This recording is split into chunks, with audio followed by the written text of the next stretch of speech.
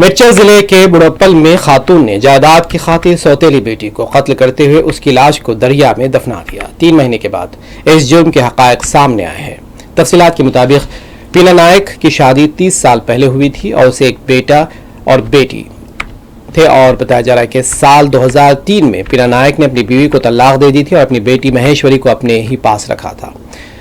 पीना नायक ने ललिता नामी खातून से दूसरी शादी की थी। महेश्वरी ने एक नौजवान ने शादी की, लेकिन शौहर के साथ इख्तलाफात पर उनमें तलाक हो गई और पीना नायक अपनी बेटी की दूसरी शादी के लिए जहेज की भारी रकम देना चाहता था। उसने बुढ़प्पल में वाक़े अपने 2 घरों में से एक घर महेश्वरी को देने का इरादा किया, लेकिन महेश्वरी की सौतेली माँ ललिता को ये बात नागवार गुजरी और उसने अपने साथियों रवि और वीराना के साथ मिलकर महेश्वरी को कत्ल करने का मंसूबा बनाया। 7 दिसंबर को जब पीना नायक काम पर गया था, तीनों ने मिलकर महेश्वरी का कत्ल किया और नलगुंडा जिले के मंडल में वंगामार्ती के करीब नदी में लाश दफना दी। जब पीना नायक वापस लौटा तो उसे ये बताया गया कि वो किसी के साथ भाग गई।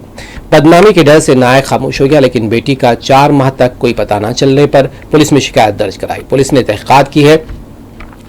ललिता और उसके 3 साथियों को गिरफ्तार किया। लाश को भी बरामद कर लिया गया।